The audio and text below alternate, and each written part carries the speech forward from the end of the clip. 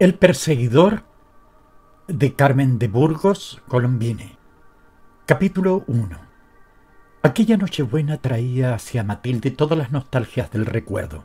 No podía sustraerse a la evocación de los aniversarios, tan fuertemente grabados en nosotros. Su espíritu, acostumbrado a pasar con ligereza de una impresión a otra, ávido de sensaciones y de emociones nuevas, parecía complacerse ahora en retrotraerse, hurtarse a lo real, para soñar con aquellos en tal día como hoy, que le traían a la memoria escenas patriarcales de su vida española, las fiestas de familia del hogar paterno en una cortijada andaluza donde pasó sus primeros años. Su padre, cazador impenitente, los condenaba a pasar allí diciembre y enero para gozar la época del celo del macho y cazar las perdices con reclamo.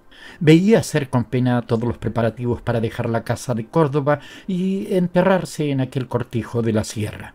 Aquellos viajes eran de las impresiones más fuertemente grabadas en su alma. Unos viajes tristes, una caravana que cruzaba los parajes más escuetos y desolados de la sierra, sobre mulos y burros aparejados con aguaderas y silletas, sobre los que iban ella, su madre y los criados, todos rodeados de bultos de ropa, de provisiones, de objetos que embarazaban más la marcha.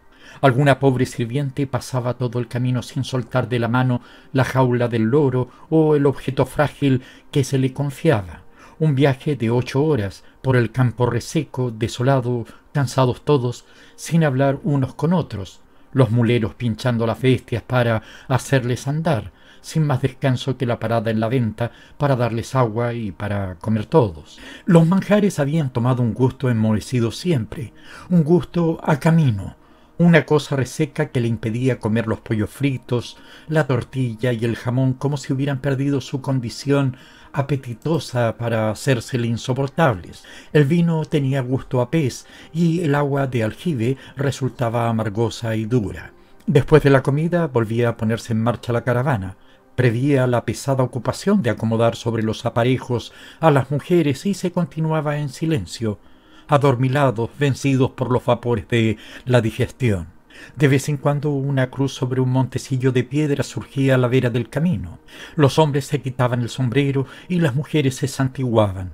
Alguien ponía la leyenda: aquí mató la Guardia Civil al gallina y al pavo, decía uno. Allí encontraron el cadáver del Covachuela, referían otra vez. En ese lugar mataron al corregidor y sus 2 hijos, los bandidos. Se pasaba las estrechas gargantas decoradas por las cruces fatídicas con el corazón oprimido, oyendo las historias de bandidos, de hechos audaces, de crímenes. Ella personificaba todas aquellas figuras en su memoria y las veía como una pesadilla a su alrededor. El momento de satisfacción era al llegar a lo alto de la escarpada cuesta, a cuyo pie, en el fondo de un valle abierto entre las montañas, estaba su cortijo. Era una visión bella la de aquel pedazo de terreno abierto, como un oasis en el verdor del valle, protegido por las montañas, como oculto en su regazo. Resultaba poético el cortijo con su porche blanco y su aspecto de casita de aldea. Pero al llegar volvía a sentir la misma impresión de habitaciones enmohecidas en las grandes estancias de suelo de traspol y techo de cañizo reservadas para su familia. La vida allí se le hacía insoportable. Pasaban los días lentos, largos como días del polo, interminables, iguales siempre. Su padre, acompañado de 3 o 4 señores de la ciudad que eran sus invitados a la cacería, se levantaba antes de la madrugada y, reunidos todos en la gran cocina del cortijo, se calentaban por fuerza con la gran llamarada de una ebulaya y por dentro con la copa de aguardiente que les abrasaba el estómago y el paladar.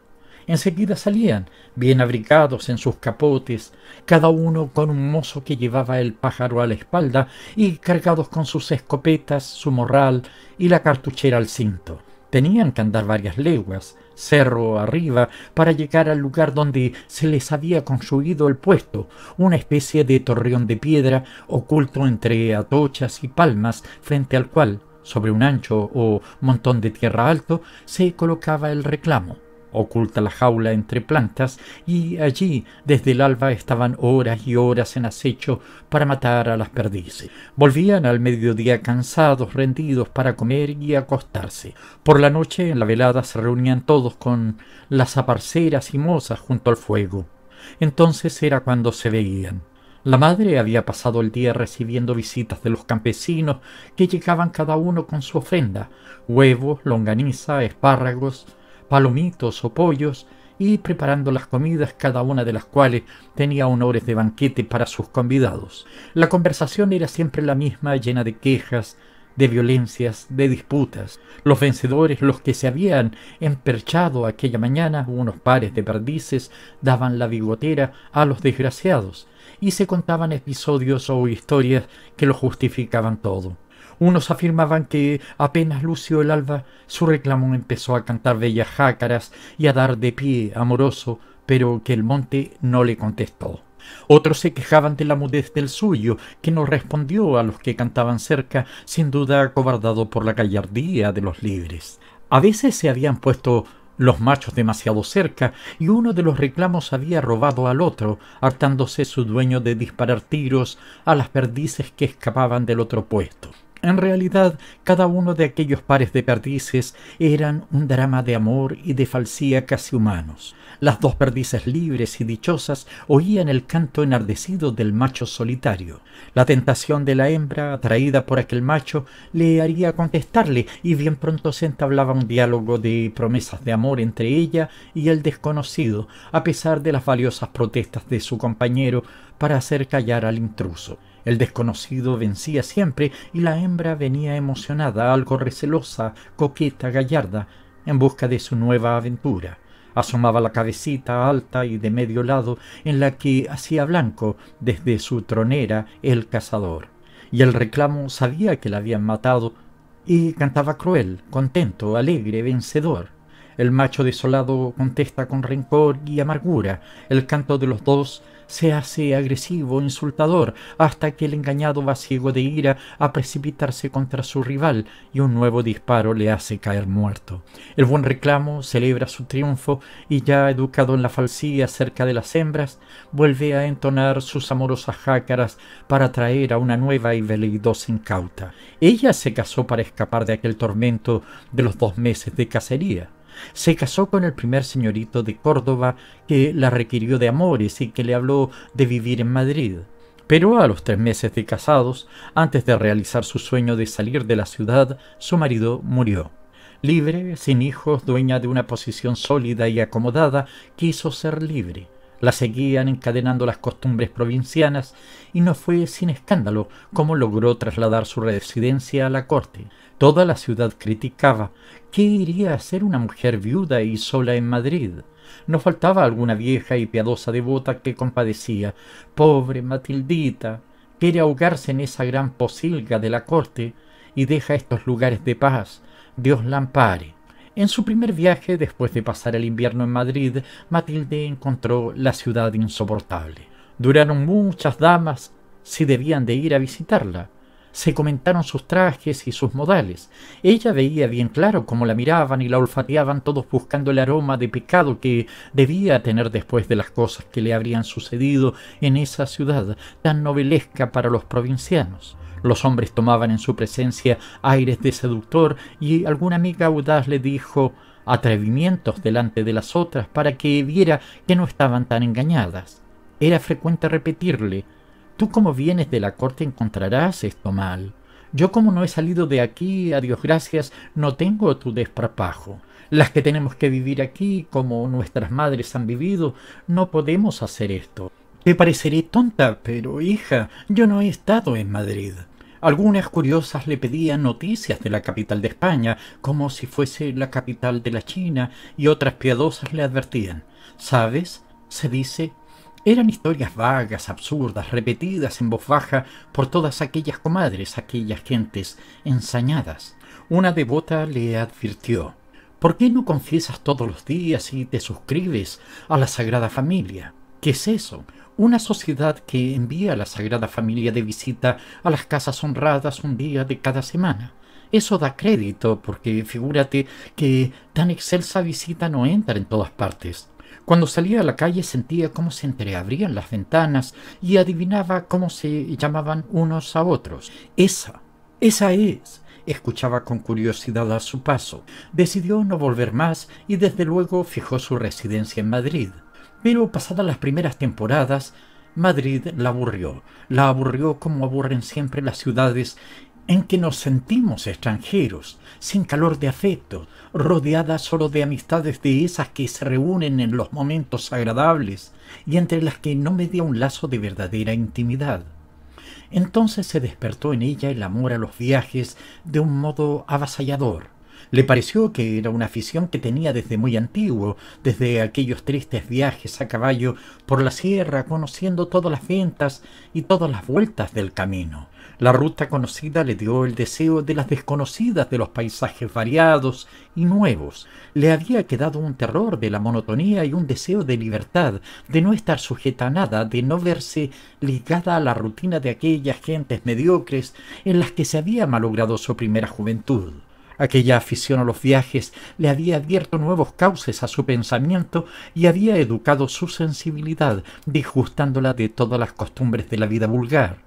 Viajaba constantemente, buscando nuevas impresiones, con el aliciente de una curiosidad siempre avivada, y nunca, hasta entonces, experimentó esa sensación de soledad, de abandono que sentía aquella Nochebuena en Venecia. Muchas veces había compadecido con una sonrisa algo burlona a las mujeres que, sin más ideales que los de la hembra, pasan la vida en la mediocridad y la monotonía, repitiendo siempre los mismos actos.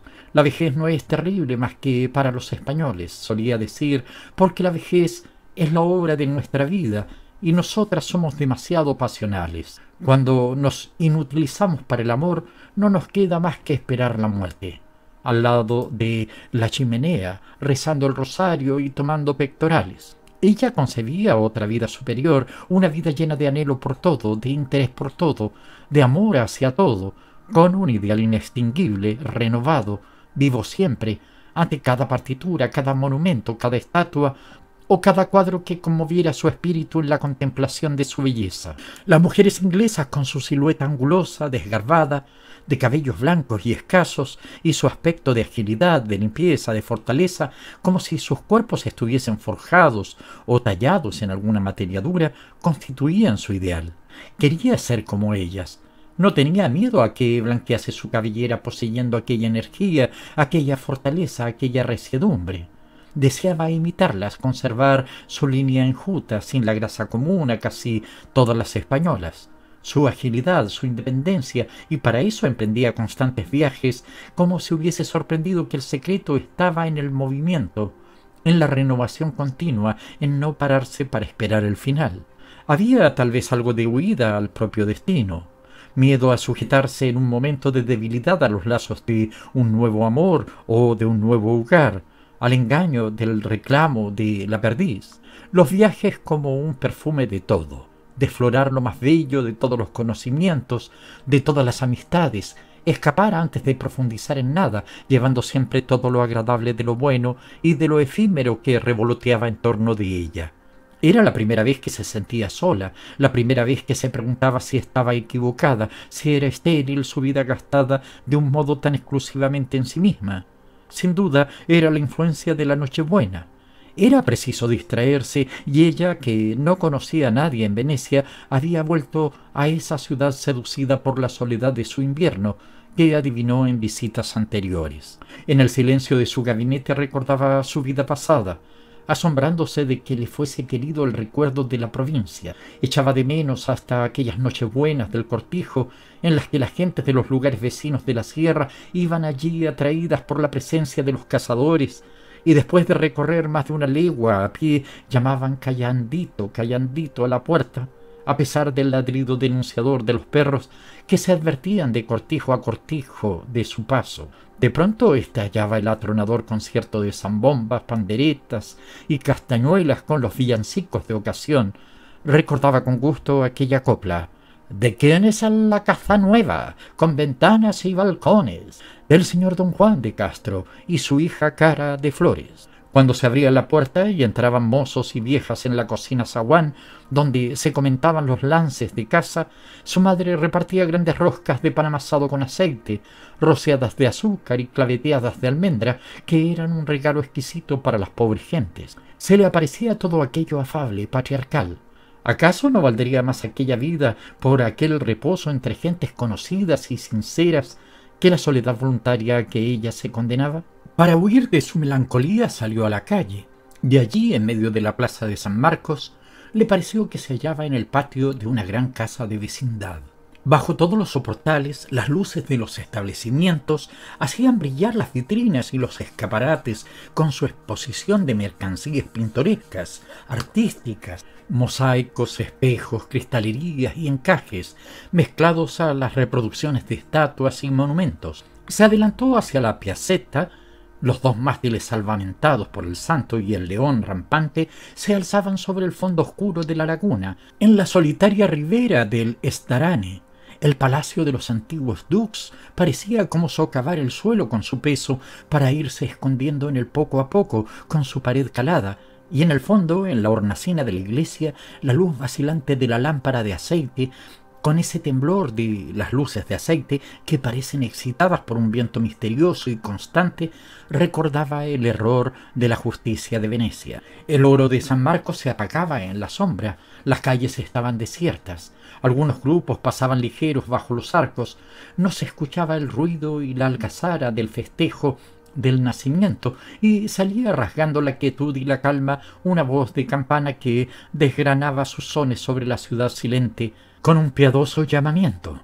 La misa del gallo es en Santo Domingo el Mayor, había oído decir, y aunque verdaderamente no sabía bien la dirección, se orientó sobre el plano de su guía para ir también a la iglesia. Necesitaba unirse a las demás gentes en un lazo mutuo, formar parte de su comunión. Se aventuró bajo los arcos, entró en aquel dédalo de callejuelas estrechas y oscuras que rodean la plaza de San Marcos, atravesó el campo de San Moisés y siguió la dirección de los grupos que se perdían delante de ella, hacia el lugar en donde partía el son de las campanas que la atraían con su alegre repique. Bien pronto sintió el vértigo de Venecia, un vértigo de laberinto. Todas las calles le parecían iguales. Cruzaba puentes tendidos sobre canales negros e inmóviles, subiendo y bajando escalerillas. A veces tenía que detenerse y volver atrás porque los canales le cerraban el paso con sus calles de agua. Las góndolas producían un rumor siniestro, fatídico, con su chapoteo bajo los puentes, deslizándose como sombras negras entre los cimientos de los edificios. Al cruzar frente a una tienda abierta al extremo de una de aquellas largas calles, divisó un grupo parado cerca de la puerta y comprendió que decían algo de ella, algún comentario. Aceleró su marcha. Un poco más lejos creyó notar que alguien la seguía. Escuchaba un rumor de pasos cautelosos, acompasados con los suyos. Volvió con temor la cabeza y divisó a un hombre separado del grupo. Adivinó más que vio que aquel hombre la miraba. Matilde apretó el paso y marchó más deprisa aún a lo largo de la calle. Sentía los pasos del hombre tras de ella con ese vago temor que suelen producir las personas que nos siguen por el mero hecho de ir detrás. No se atrevía a volver la cabeza, pero conservaba grabada su silueta en la retina después de su rápida ojeada. No podría decir cómo era aquel hombre. Tenía la silueta de un hombre del pueblo, vulgar, vestido en esos tonos pardos, confusos, entre los que nada había podido distinguir. La estatua y el porte no se diferenciaban en nada de la mediocridad de toda la figura. No había podido ver ningún rasgo de su semblante, oculto entre la gorra y el cuello alto levantado de una gran pelliza también gris. Sin embargo, ella hubiera podido hacer un retrato de aquel hombre como si lo conociera. ¿Dónde lo había visto? ¿Por qué le tenía miedo? ¿Por qué presintió que había de seguirla? No podría decirlo, pero sentía miedo, un miedo absurdo del que no bastaba librarse la reflexión. Así recorrió aún los recovecos de 2 o 3 callejas tortuosas, desembocó en el campo de la iglesia y corrió hacia la puerta con el ansia de los condenados que se acogían al derecho de asilo en los templos. Allí respiró. Había una atmósfera tibia, plácida y sobre todo había gente. Se había empezado la misa desde hacía largo rato y se aproximaba el momento de alzar. La beatitud de la música, interpretada con el amor y el entusiasmo de los italianos por el arte, parecía flotar en las naves del templo, lleno de un sensual olor de incienso y mirra que se mezclaba a los perfumes de mujer y a las flores marchitas en los jarros, con ese olor mezcla de hierba y de pasado que toman las flores en los jarros de las iglesias. La afluencia de gente le impidió penetrar hasta el centro de la nave y fue a arrodillarse cerca de uno de los pilares próximos a la puerta. Cerró los ojos y se dejó mecer en el ambiente. Aquella fraternidad de gente reunida cerca de ella parecía borrar su extranjería. Se iba serenando, estaba próxima a reírse de sus temores. Oyó levantar la mampara y, sin volverse, adivinó que aquel hombre entraba en la iglesia. Quiso dominar su impresión de miedo. Todo aquello no era sin duda más que un efecto nervioso, hijo de su cerebro excitado por los recuerdos que evocó el aniversario. Aquel hombre debía ser un pobre obrero que para nada se ocupaba de ella. Al levantarse, después de verificarse el misterio de alzar al cordero recién nacido, con todo el júbilo de la redención cumplida, se atrevió a volver tímidamente la cabeza. Cerca de la puerta distinguió la figura de un hombre sumido en la sombra, cuya silueta parecía un enorme oso sin cabeza, ya que la ocultaba y la escondía el cuello alto de su pelliza, semejante a una máscara. Llena de terror, esperó la terminación de aquella misa que ella hubiera querido prolongar hasta la salida del sol. Se estremeció de espanto al oír la frase «Misa es», y esperó medrosa y furtiva la salida de un grupo numeroso para irse envuelta en él, como si tuviera la certeza de que el desconocido la esperaba fuera. Sus ojos recelosos vislumbraron al hombre de la pelliza parado cerca de la salida, pero como no se movía, abrigó la esperanza de no haber sido vista por él. Continuó cercana al grupo que seguía las calles por donde ella había venido y ya empezaba a tranquilizarse cuando de nuevo vio destacarse al hombre sobre el fondo de la luz que iluminaba la callejuela en dirección a la iglesia. Se acercó más al grupo, mirando ansiosa a cuantos pasaban cerca. Hubiera deseado verse requerida por un galanteador que pudiera servirle ingenuamente de acompañante. En cada cruce de callejas el grupo se dividía más. Sentía que se iba quedando más sola y no tenía conciencia cierta ni del camino corrido ni del que le quedaba por recorrer. ¿Llevaría la verdadera dirección? Miraba con terror los canales negros que trazaban una línea bajo los puentes. Se fatigaba subiendo y bajando escalerillas, en pos siempre de los grupos que seguía y sintiendo cada vez más cerca, más distinta, la presencia de aquel hombre. De pronto, en un recoveco, las únicas personas que restaban del numeroso grupo que salió de la iglesia penetraron en la sombra de un portal. Matilde se sintió sola. Se apagó el eco de aquel acento musical de la conversación de los italianos y oyó detrás de sí las pisadas sonoras del hombre de la bufanda. Unas pisadas de zuecos de madera que sonaban a hueco como suenan los azadones que abren la tierra. No pudo dominar ya el pánico y corrió. Corrió vertiginosamente, locamente, aturdiéndose con el ruido de sus pasos que martillaban sus oídos y hacían latir sus sienes, como si detrás de ella corriese alguien también. Las luces de la plaza de San Marcos la hicieron detenerse jadeante. Varias personas pasaban bajo los soportales. Ya no estaba sola. Se adelantó hacia la puerta de su albergo, abrió. Se consideraba en salvo y se daba cuenta de lo ridículo de sus temores. No sabía cómo había llegado allí ni qué instinto la había guiado. De haber encontrado un río que le cerrara el paso, se hubiera arrojado en él sin reflexionar en nada. Pero ahora ya estaba a salvo, libre. Tendió la vista hacia atrás para asegurarse de su seguridad.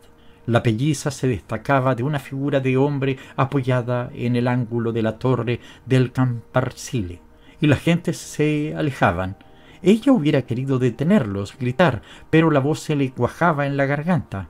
Le temblaban las rodillas como si fueran a doblarse. No podía moverse. Se sentía hipnotizada, dominada, sin poder andar, en una situación semejante a la que se experimenta en esas pesadillas en que el contacto del colchón no deja mover los pies y se siente un peligro del que somos impotentes para huir. Tuvo que hacer un esfuerzo sobrehumano para entrar. Apretó la puerta con su cuerpo mientras cerraba, temerosa de que el hombre entrara detrás de ella. Y luego aquella escalera tan alta, aquellos pasillos sombríos y oscuros del viejo palacio nobiliario de Venecia, convertido en su albergue, aquella estancia grande, desmantelada, fría. Ni aun ella, con la puerta cerrada, se creía segura. Su miedo de aquel hombre era un miedo que iba más allá de la idea del robo y del asesinato, un miedo supersticioso. Se escondió vestida bajo la cubierta del lecho, apretando los ojos para no ver, pero sin atrever a apagar la luz, tapándose los oídos y acurrucada como si se escondiese de ella misma. Capítulo 2. Desde que estaba en Nápoles, Matilde se sentía dichosa. La alegría, el ambiente de la ciudad, bañada constantemente por un sol primaveral en pleno invierno, la habían tranquilizado, borrando el temor a viajar sola que su susto de Venecia le había hecho abrigar. Se reía de un terror infundado, quizás debido a la sugestión con que el recuerdo del aniversario predispuso sus nervios. Había recibido cartas de España, las cartas de 1 de año, esa fecha obligada de felicitaciones y recuerdos. Le escribían su familia, sus amigas, sus admiradores, sus pretendientes. Una mujer joven, viuda y rica, tiene siempre sus pretendientes. Algunos le repetían sus declaraciones de amor. Los había constantes. Todas las cartas la invitaban a volver pronto. Alguien le censuraba disimuladamente su manía de viajar. Le pintaban con vivos colores lo agradable que estaba Madrid en aquella estación de fiestas y teatros, ponderándole lo bien que se podía pasar. Luego 1000 recomendaciones: cuídate, no seas confiada. Los más allegados le hablaban de sus temores al verla tan lejos, en esas grandes capitales de las que se cuentan tantos crímenes y tantos accidentes que parece que se vive de milagro. Era demasiado valor aventurarse así, una mujer sola. Matilde sonreía. Sabía el concepto tan triste que se tenía en España de una mujer sola, pero se sentía protegida por las costumbres del extranjero, completamente tranquila. El susto de Venecia había sido una cosa sin fundamento, un pobre hombre que iba a su camino y que nada hizo para molestarla. Sin embargo, en aquellos días de Pascua se sentía propicia a la vuelta. Había sentido un temor que le hacía desear el verse acompañada, protegida en un medio más familiar. Pero ahora aquellas ideas la molestaban. Se limitaría a escribir largas cartas a sus amigos para contarles sus impresiones por esa necesidad de compartir con alguien lo que nos emociona. Pero nada de pensar en crearse lazos más íntimos. No quería inmovilizarse en la vida vulgar de todas aquellas gentes a las que tenía la seguridad de hallar siempre en los mismos sitios, con la misma monotonía. Se afirmaba cada día más en su deseo de libertad y de independencia, de sensaciones nuevas. Había sido deliciosa su estancia en Nápoles. La temperatura primaveral favorecía constantes excursiones de un atractivo tan vario y renovado siempre. Sentía el encanto de égloga de la ciudad y de toda la compañía, con sus visitas a Sorrento, a Capri y a Ischia. La seducía lo terriblemente grandioso del Vespucio, de la Solfatara y de aquel viejo mundo de Virgilio y Dante, evocado en Cumas y Paestum. No había nada tan deliciosamente variado como aquella ciudad de panoramas múltiples, en la que se mezclaba un pueblo tan distinto, tan abigarrado, en toda la inmensa escala, que iba desde la aristocrática concurrencia de San Carlos hasta los pescadores de Santa Luisa y de la Marquellina. Pero su mayor encanto no estaba en Nápoles mismos. Se sentía atraída con fuerza, quizás por el contraste de su silencio y su abandono, hacia las ruinas de Pompeya. Gustaba de pasar los días en ella, de un modo tan íntimo y tan atento que parecía como si se le hubiesen hecho cordiales amigos los antiguos moradores de las casas de Hueti o del poeta Trangier, y le dieran cariñosa hospitalidad. A veces le parecía que había vivido allí en otro tiempo. Recordaba tal o cual detalle que faltaba, creía recordar nombres de alguno de los amigos que allí tuvo, y en más de una ocasión se detuvo en su paseo murmurando: «Por aquí se va». Le faltaba la memoria de algo, y cuando veía las obras que con tanta lentitud iban descubriendo los tesoros guardados en la ceniza, Sentía un impulso de trabajar ella también, de escarbar con sus uñas para hallar más pronto algo que recordaba y que no estaba allí. Las momias le causaban una impresión dolorosa, como cadáveres conocidos, cuyos rasgos se adivinaban bajo su máscara de yeso conservador. A veces ella sonreía de sus propios sentimientos. Me hallo demasiado sensible, solía decir. Después de todo, el Vesubio no hizo más que privar a estas gentes de algunos años de vida. Sin la catástrofe no nos quedaría nada de esto, y en vez de alegrarnos lo lamentamos como un mal. Creemos que estarían vivos todavía. No se había querido, sin embargo, aislar en aquella vida contemplativa y acudió al consulado de España. Tuvo una acogida cortés y afectuosa. El cónsul la presentó a muchas familias de la buena sociedad y bien pronto tuvo amigos, amigas y galanteadores que la acompañaban sin dejarle tiempo de aburrirse ni de estar sola. Se sentía así protegida, envuelta en ese dulce afecto del carácter insinuante y dulce de los italianos. Pero aquella tarde había querido ir sola a Pompeya para sentir la emoción casi mística que le causaba en la vía de las tumbas la hora del crepúsculo al contemplar los bellos matices que toma el cielo, la luz rojiza del penacho de fuego del Vesubio y la guirnalda semicircular de las luces del golfo iluminando el azul de las aguas, que parecían cantar en su oleaje una eterna barcarola. Escuchaba distraída los pasos de los transeúntes, guardias y visitantes de la ciudad inmovilizada, no muerta, en un encantamiento de cuento persa. Era como si toda la gente hubiera de volver a salir y a poblarla por un milagro igual al que hacía vivir de nuevo edificios y pinturas y traía un nuevo florecimiento a sus jardines y a aquel faro y a aquellos templos de columnas sin capiteles como flores gigantescas tronchadas por medio del tallo. Se había quedado demasiado sola y se encontraba muy distante de las puertas de la ciudad. Al fondo de la calle, en la lejanía, destacando su figura sobre los chatos de las ruinas, se deslizaba una silueta de hombre del pueblo, envuelto en una de esas grandes pellizas altas de cuello, que dan siempre un aspecto de misterio al que las lleva. Matilde se levantó con presteza, dominada por una impresión de miedo, el mismo miedo que la dominó en Venecia. Aquella silueta había evocado al otro hombre. Los confundía en su imaginación y sin saber cómo le daba una extraña identidad. Se dirigía con apresuramiento hacia el lado de la puerta, pero estaba tan distante que era preciso atravesar toda la ciudad. Hacía esfuerzos para dominar su deseo loco de correr. Oía el eco de los pasos detrás de sí. No quería volver la cabeza, pero le parecía que se acortaba la distancia, que el hombre había de alcanzarla y experimentaba una extraña sensación de frío en la médula, como si ya sintiese su contacto. El suelo le era ingrato, le daba una impresión de dureza que no había sentido en ninguna otra parte. Aquellas losas que guardaban impresas las huellas ancestrales de otras generaciones le lastimaban los pies, como si caminara sobre planchas de hierro. No hay ningún piso tan duro como el piso de Pompeya. Le faltaban ya las fuerzas. Hubiera querido perderse, esconderse, dejar que el hombre pasase, pero no se podía detener. Unos momentos más y caería rendida de cansancio. Ya no veía, le zumbaban los oídos. Oyó una voz. «No tenga miedo la señora. Hasta que estemos seguros de que no queda nadie, no se sueltan los perros que guardan de noche las ruinas». Se tranquilizó súbitamente. Estaba entre los guías y los turistas que esperaban la llegada del tren que había de llevarlos a Nápoles. Miró en torno y no distinguió en ninguna parte al hombre de la bufanda de cuadros, pero su miedo había sido tan grande que se sentía enferma, mareada.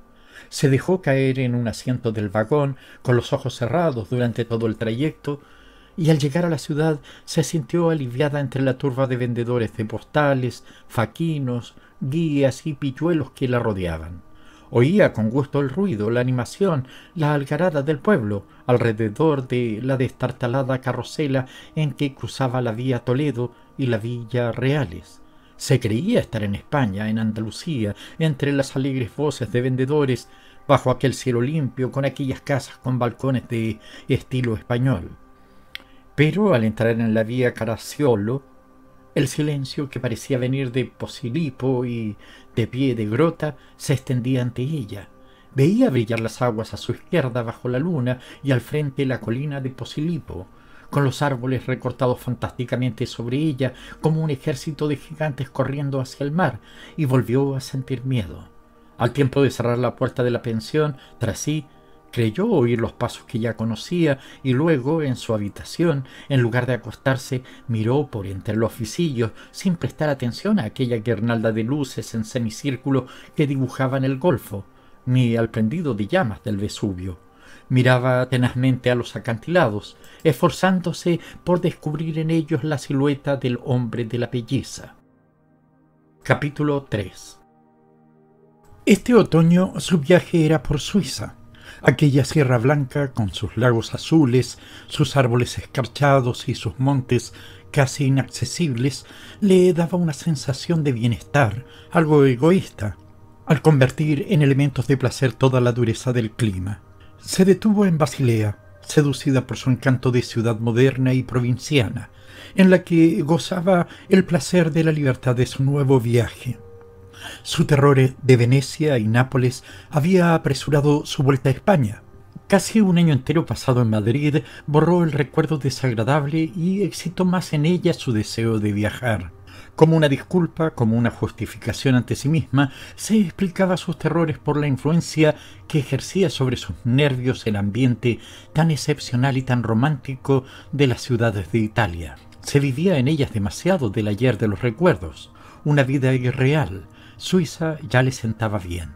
El frío seco la fortalecía. Se reunía con otros turistas para sus paseos de sport, sus largos viajes a pie, con el bastón forrado en la mano y la mochila del equipaje a la espalda. Cada mañana sonreía ante su espejo, estaba más esbelta, más sana, más fuerte. Sus mejillas florecían enrosadas de salud. Los días que no tenían excursiones los pasaba visitando aquellos museos tan interesantes para la vida suiza o contemplando las pinturas de Holbein o las revelaciones que Redin hacía de las rocas del Rin.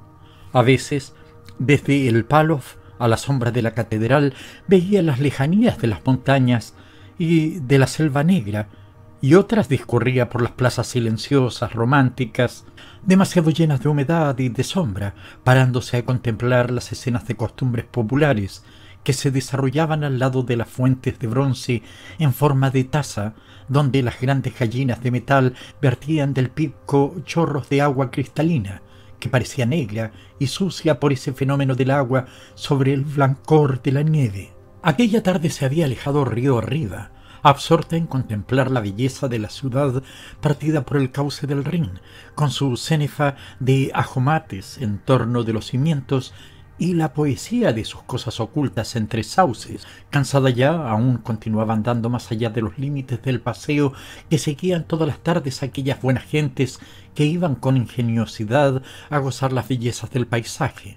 Ella quería llegar más allá del sitio en que el Rin describe su curva, quizás con un secreto deseo de poder abarcar todo su curso con la vista hasta llegar a sus fuentes. Sentía la atracción misteriosa de ese río de leyendas y baladas, de ese río en cuyo fondo deben esconderse palacios poblados de náyades con jardines y flores extrañas. De pronto se detuvo asustada de la lejanía. Tuvo miedo de seguir mirando aquellas aguas verdes que corrían a sus pies. Le pareció como si escuchase una música extraña, una voz del fondo. Sintió aquel terror que la había invadido en Italia. Sin querer registrar el paisaje con los ojos, sabía que nada podía temer en aquella honrada tierra suiza. Junto a la orilla del río se dibujaba una silueta. Debía ser alguno de los muchos pescadores que veía todos los días arrojando el aparejo de su caña a la corriente para coger pececillos en aquellas aguas sagradas. Se fijó bien, casi a pesar suyo, la silueta se dibujaba más clara. Sintió una impresión de temor al distinguir una pelliza con el cuello alto. Aquella figura le evocaba las otras, las del hombre de Venecia y el hombre de Nápoles, el perseguidor. No veía más que su línea desdibujada, no escuchaba sus pasos apagados en la hierba húmeda, pero estaba invadida de un extraño temor. Era como si la persiguiesen, Ante aquella figura la dominaba el mismo temor inconsciente que experimentan las personas supersticiosas a la vista de las serpientes o de las arañas. Por suerte, dos aldeanas venían en dirección a la ciudad. Su vista le prestó ánimo, pudo hallar voz para responder a su saludo y marchar a su lado. Cerca de ellas, cambiando algunas frases en suizo de vez en cuando, había de oír su voz mezclarse con otras voces, y algo avergonzada de las miradas que cruzaban las dos mujeres, que sin duda habían advertido su miedo, no se separó de ellas hasta llegar a la ciudad. Sin volver atrás la cabeza, entró en su calle, aquella calle de Rheinstrasse, que tanto le gustaba por su silencio y su aire pueblerino y español. Miró bien hacia el fondo de la calle y no divisó al hombre de la pelliza. Ella misma renegó de su miedo pueril, pero aquel día volvió a leer con más gusto las cartas de España, como si la evocación y el recuerdo de las personas queridas la protegiese y la librase de la soledad. Daniel, el más constante de sus pretendientes, le enviaba su retrato. Le miró complacida, reparando, quizás por vez primera, en su aspecto fuerte y hercúleo. Pensó que debía ser grato viajar con un marido como Daniel, para verse libre de temores. Hubo un momento en que pensó escribirle con menos desdén que de costumbre. La lectura de la carta que había de contestar la detuvo. Daniel le hablaba de Madrid, la invitaba a compartir sus ideales de vida tranquila. Se alababa de no haber pasado jamás una frontera. Matilde tuvo miedo a la quietud que la asustaba. «No quiero una vida de molusco pegada a una roca», exclamó con desdén. «No quiero saber en qué cementerio me han de enterrar». No escribió la carta. Capítulo 4. Se sentía dichosa y admirada de aquel nuevo viaje. Era una audacia haber llegado aquel verano a Noruega, adelantando su viaje contra la costumbre de no viajar más que en el otoño y el invierno, como al amparo de la luz que parece envolver y proteger sin la crudeza reveladora del verano. Sin querer confesar su miedo, le había hecho volver a España desde Basilea, después de su nuevo susto del hombre de la pelliza. Esta vez había hecho un esfuerzo para escapar.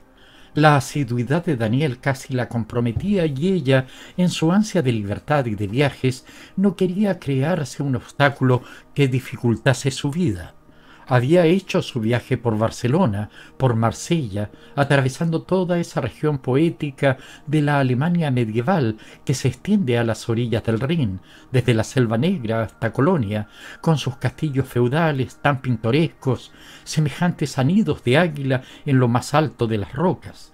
Su viaje fue tan rápido que le dejaba una impresión vaga, como la que dan los cinematógrafos. Le costaba trabajo determinar particularidades de cada sitio. El espectáculo del Alster en Hamburgo, con los cientos de barquillas conducidas por parejas enamoradas entre los canales, a merced de las sombras de la noche. Los acorazados que, como una población de hierro flotante, ocupaban el gran canal de Kiel. Las bellas torres de Copenhague, la poesía de los lagos de Estocolmo, la visión rapidísima de Helsingør, aquel castillo fuerte centinela del Sunel, que ofrecía la visión de la poesía shakespeariana con la encarnación de Hamlet.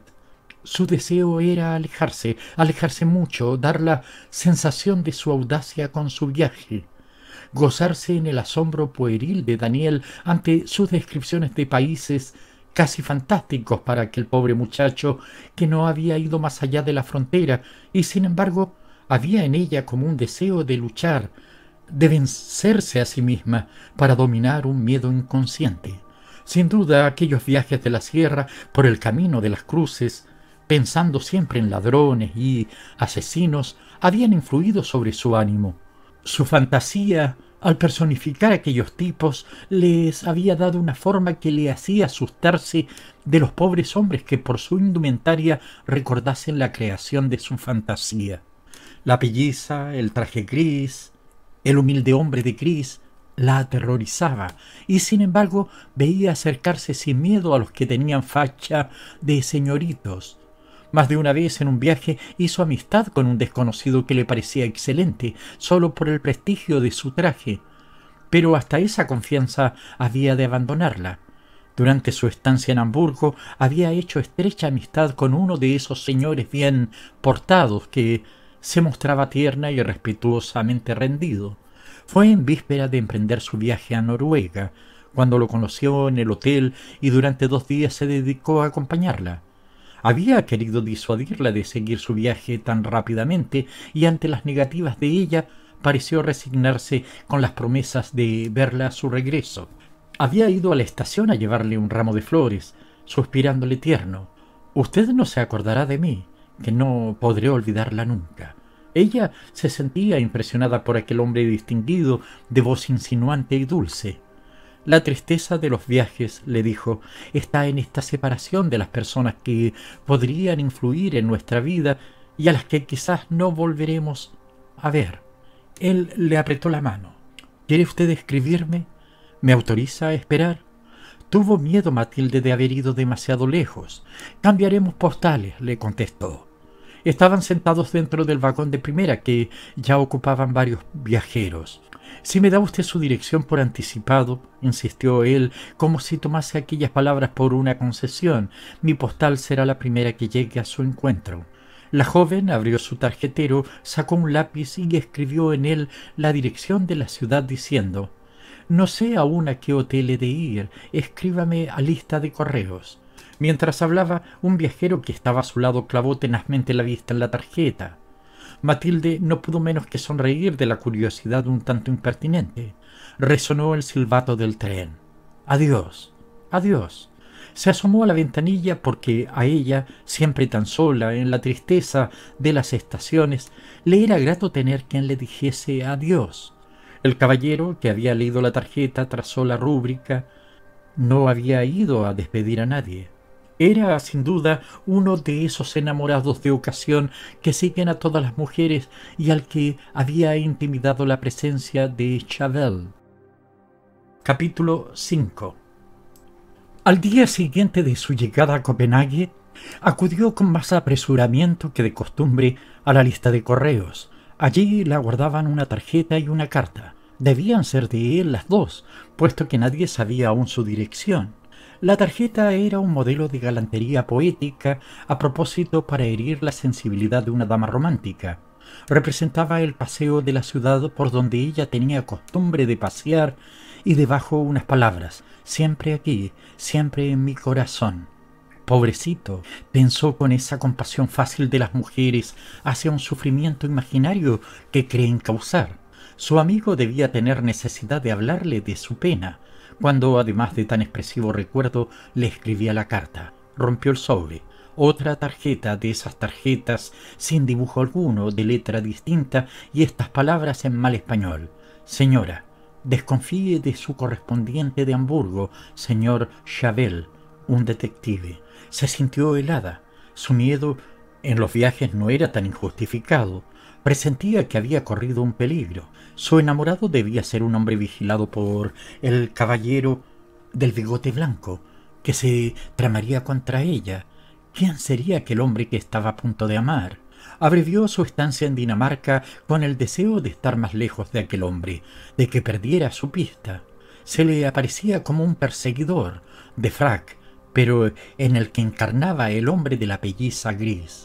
La idea de que nadie de los suyos conocía su dirección, de que estaba perdida en medio de aquellos países lejanos y extraños, la asustaba.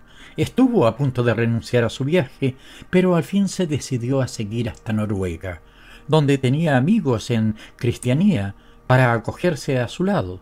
No quería volver más por Alemania. Fue recibida en Cristianía con esa bienvenida afectuosa con que las damas noruegas acogen al huésped en la puerta de la casa y que tiene tanto de patriarcal. Desde entonces no se había visto sola. Recomendada, viajó por todo aquel encantador país de los fiordos y por último se había detenido en Bergen, sugestionada por el encanto exótico de aquella ciudad laboriosa y primitiva, con sus casas de madera y sus hermosos parques iluminados con la luz de un día inacabable. Involuntariamente Pensaba qué grato debía ser contemplar aquel cielo al lado de alguien capaz de compartir su emoción ante aquellos crepúsculos que se unían durante las breves horas en que se ocultaba el sol y que bañaban todas las casas en una luz extraña, fría, que no era luz del día ni luz de la noche. Añoraba las noches españolas, con su cielo oscuro y tachonado de estrellas, con una luna llena de brillantes, no oscurecida, pálida y puntiaguda como se le aparecía. Sin embargo, ella no salía jamás en aquellas horas que oficialmente podían considerarse horas de noche. Experimentaba un involuntario temor al verse sola. Algunas tardes, en sus paseos por el viejo muelle de los Hanseáticos, veía alejarse los vapores que hacen sus viajes hacia las más lejanas islas del Polo Norte, y su espíritu viajero sentía una ansia de emprender ese viaje hacia los países de los hielos, de los pescadores de ballenas, de los lapones, esos países sumidos en eterna noche, iluminados a veces por la aurora boreal o bañados ahora en la luz misteriosa de un sol que brilla constantemente en su horizonte. Pero cuando salían los vapores con ruta a España, tenía también que luchar contra su deseo de embarcarse. Pensaba en las noches de Madrid, en el encanto de ese Madrid viejo y solitario que va de la Plaza Mayor hasta el viaducto. Veía los mil aspectos de aquella capital tan querida que era como un compendio y resumen de las bellezas de los demás países, pero se resistía a la idea de ceder a su encanto. Tal vez la asustaba como una celada, como un lazo en cuya placidez se había de envolver. Paseaba por Nova Espón a las 10 de la noche y veía al sol dorar con esas tonalidades inimitables de Noruega las islas que, subrayadas con una línea de líquen de oro, se dibujaban frente al fiordo. De pronto tuvo que apartarse para dejar paso a un carro tirado por uno de esos caballejos noruegos, tan cortos y mal formados que parecen hechos de cartón. Venía hacia ella triscando con las crines flotantes, sus melenas y con esa especie de acometividad con que los caballos de los fiordos van hacia las personas. Al apartarse se acercó a uno de los bancos y casi tropezó con una persona que estaba acurrucada en él. Matilde lanzó un grito ahogado. Era él. Le parecía que era el hombre de Italia y de Suiza. El hombre de todas partes, el hombre de la pelliza, cuyo rostro no había jamás logrado ver, envuelto en aquel gran cuello alto y subido que la asustaba. Y el hombre se puso de pie. Ella sintió que la acometía uno de aquellos ataques de miedo que no podía dominar y emprendió, procurando conservar su serenidad, el camino de su hotel. Las calles no estaban solitarias, veía gente en todas las ventanas y en todas las puertas. Un cinematógrafo dejaba oír su alegre ruido de timbres que llamaban a la función del mismo modo que las campanas llaman a los fieles. Una multitud de chicuelos astrosos se paraban ante los grandes cartelones anunciadores, cuyas figuras parecían ya moverse por esa obsesión de movimiento que dan las figuras de cinematógrafo. No se atrevía a volver la cabeza, presa de un miedo indescriptible, absurdo en aquella tierra de gentes honradas y patriarcales. Al día siguiente se embarcó para Londres. Tenía la seguridad de que ya no podría estar tranquila en Bergen después de aquella aparición. Capítulo 6. Entre el bullicio de Piccadilly y de Oxford Street se sentía dichosa. Duraba aún el esplendor de la estación londinense y la ciudad aparecía engalanada con la alegría y el verdor de sus parques. La aristocracia británica desplegaba toda la soberbia de su lujo deslumbrador en torno de la serpentina del Hyde Park. Le parecía un absurdo el que hubiese personas capaces de renunciar al placer de la contemplación de esa variedad de formas, de costumbres y de vida. Hubiera querido tener allí a su familia, a sus amigos, poderles hacer todo aquello. Pensaba en Daniel. Le había escrito que iba a prolongar su estancia en Londres todo el otoño, para ver el nuevo aspecto de la ciudad envuelta en la neblina característica que vela la suntuosidad de sus palacios, avalorándolos con su misterio como si fuese la púrpura de su vestidura real. Y Daniel se desesperaba de su ausencia, pero no tenía un arranque para ir a buscarla. Tal vez sus viajes no eran más que una lucha con su amigo, una huida del peligro de su dominación, un revoloteo en torno del amor que la amedrentaba, con el recuerdo de su vida de cautividad a que estuvo sujeta en su matrimonio y en el hogar de sus padres. Ella no haría uso de su libertad para crearse ninguna clase de relaciones en su viaje. Era sólo para ella misma, para su intimidad, para saborearla como una afirmación de su personalidad, de su propio dominio. No había vuelto a experimentar miedo. La admirable organización de la sociedad inglesa alejaba de ella todos esos terrores que le parecían creación de los novelistas por entregas, explotando a la gran población en que todos los absurdos pueden ser creídos. No había vuelto a sentir el miedo y ella misma se reía de que las ciudades más peligrosas en realidad fuesen las que más la tranquilizaban. Entraba quizás por mucho el elemento de la curiosidad que la distraía de sus temores imaginarios, y tenía que confesarse que su temperamento era a la vez que ansioso y aventurero, tímido y apocado. Su principal lucha estaba en ella misma. ¿Qué hacer? No podía soportar la quietud de su casa, no era capaz de la decisión de crearse un afecto serio, asustada de la esclavitud que llevaba consigo, la dominación de su voluntad, el recuerdo de aquellas épocas de su vida en que se le obligó a soportar el tormento de unos días monótonos que la exasperaban. Y sin embargo, en aquellos viajes que hacía como para escapar a su destino, no hallaba goce sino martirio. La mortificaba su soledad, su aislamiento, la desconfianza involuntaria de todo y de todos, esa desconfianza que se extendía ahora desde el desengaño de Hamburgo a toda nueva amistad de cualquier sexo que fuese. Aquella tarde su paseo la llevó hacia Tower Bridge y se detuvo a contemplar la desembocadura del Támesis, con sus aguas de estaño en la que se reflejaban a lo lejos las características torres góticas de la abadía de Westminster y del Palacio del Parlamento, recortando su silueta del azul con ese encanto especial de Sadness que reside en ella. Le impresionaba siempre la vista de la torre cercana, aquella ciudadela, antiguo palacio, testigo y escenario de todos los crímenes de la historia inglesa. Recordaba su visita a los calabozos, de muros espesos, en cuyas piedras habían grabado tantas frases desoladas y tantos dibujos alegóricos, la desesperación de los prisioneros. ¿Era todo tan terrible allí? Se guardaban con el mismo amor por aquellos hombres vestidos con un uniforme de otros siglos, los incomparables brillantes de la corona de Inglaterra y el tajo y el hacha con que el verdugo decapitó a María Estuardo y a Ana Bolena. Los asesinados en la torre formaban legión, los muertos no cabían en su cementerio. Vista así la fortaleza entre la sombra del anochecer, con su batería de cañones sobre el río, la hacía estremecerse.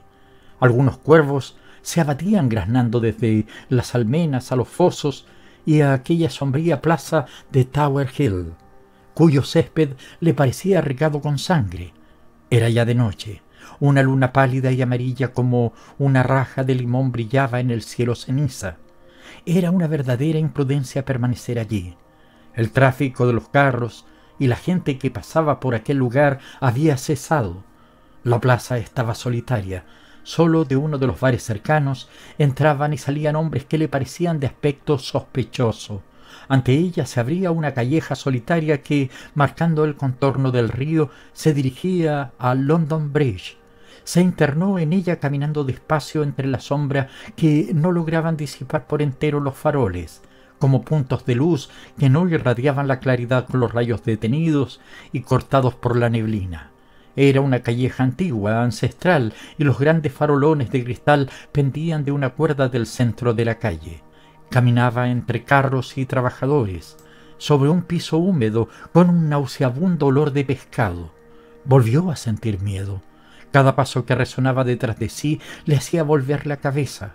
Sentía miedo de todos los hombres pobremente vestidos con que se cruzaba, e involuntariamente llegó a ella el recuerdo del hombre de la pelliza. Desde aquel día, por temor de encontrar a aquel hombre, no se atrevía a salir sola por las tardes. Daba sus paseos matinales, siempre por las calles céntricas, y buscaba hasta dentro de los museos las salas más concurridas. El hotel la asustaba. Tenía siempre miedo de encontrar en él, en cualquiera de los pasillos, al hombre de la pelliza gris.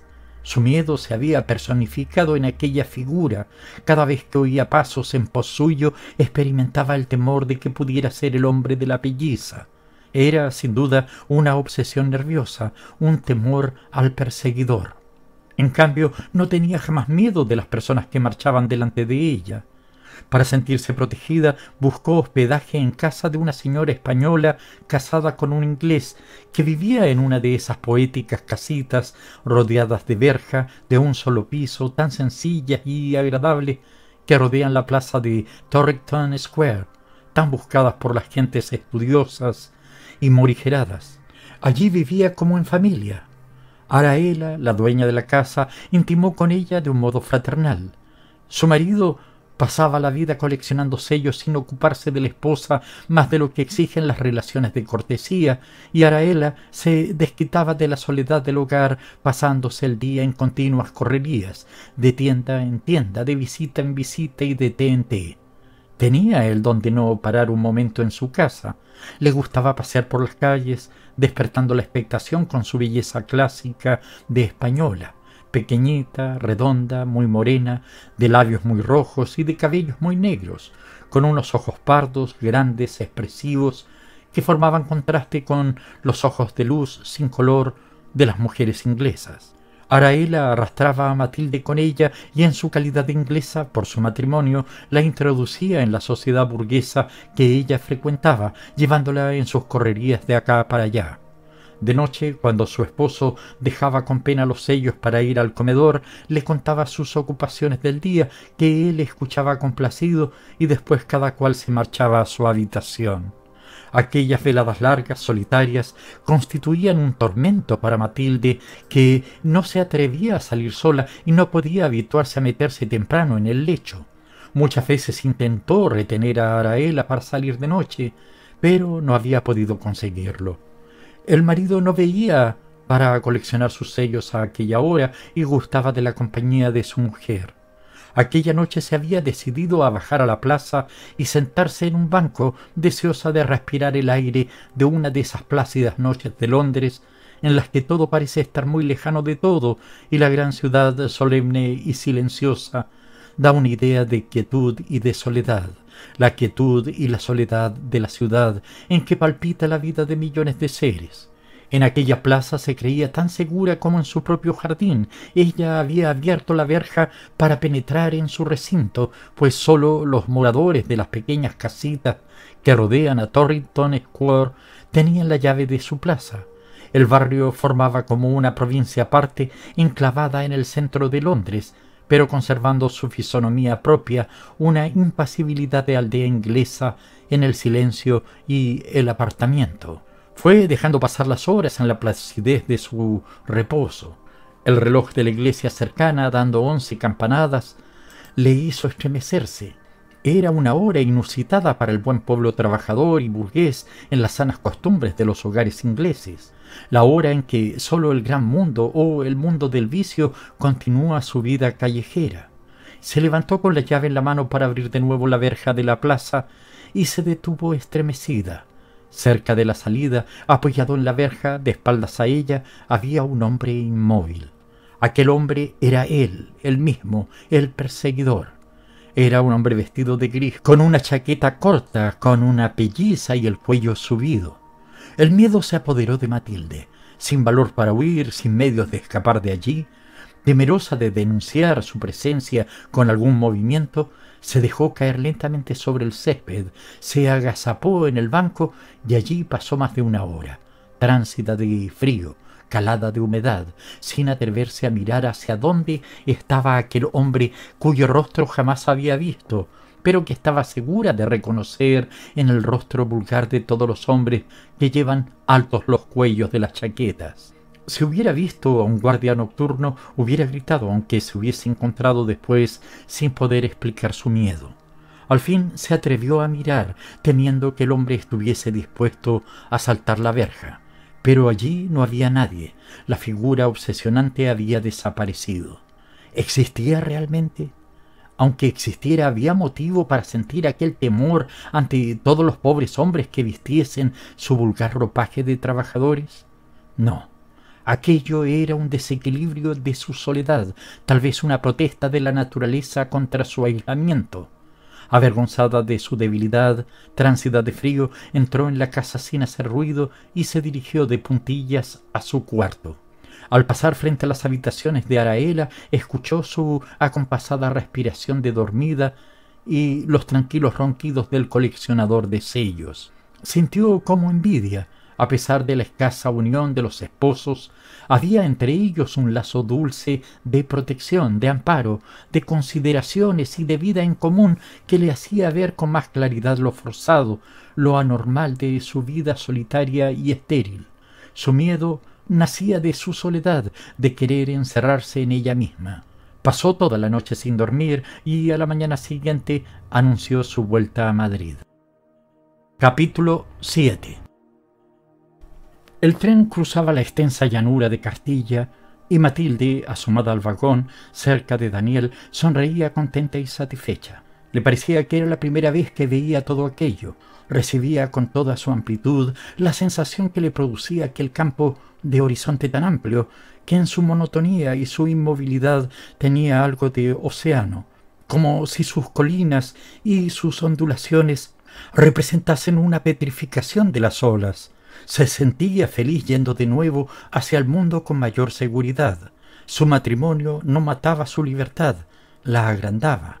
Lo veía claramente en aquel viaje de novios, emprendido el mismo día de su casamiento, después de 15 meses de su vuelta de Londres, resuelta ya a no emprender nuevas peregrinaciones, atemorizada por el recuerdo del terror experimentado en todos sus viajes. Ella había guardado cuidadosamente su secreto a todos, incluso a su marido.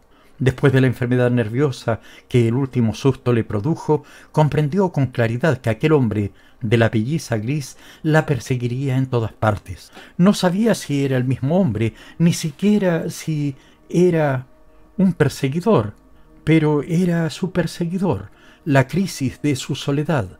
Por eso, cuando Daniel, en sus continuas conversaciones, había comulgado en su afición a viajar y había participado de su curiosidad hacia lo nuevo y lo vario de los viajes, Matilde accedió a sus pretensiones. Veía con claridad que era vano luchar contra el amor y pretender esa vida artificial egoísta que suelen tener algunas mujeres por un excesivo celo de su independencia. Un extremo de sujeción le hacía caer en otro extremo de libertad exagerada hasta lo absurdo. Ahora se sentía satisfecha, feliz, en una vida sanamente equilibrada. Había ocultado cuidadosamente a su marido la parte que el deseo de verse protegida tomaba en su casamiento, y al crearse su hogar libre, sereno, en el que no era la sacrificada, se sentía dichosa. Era un delirio el deseo de independencia que lleva hasta el egoísmo. Queriendo estar sola, había creado el fantasma de su miedo, siguiéndola y persiguiéndola a través del mundo, bajo la forma del hombre de la pelliza. Habiendo matado su soledad, había alejado para siempre, definitivamente, a ese hombre que persigue siempre a las mujeres solas en las calles nocturnas, en los más deliciosos y apartados parajes del mundo y en todos los momentos más dulces de su soledad. Fin.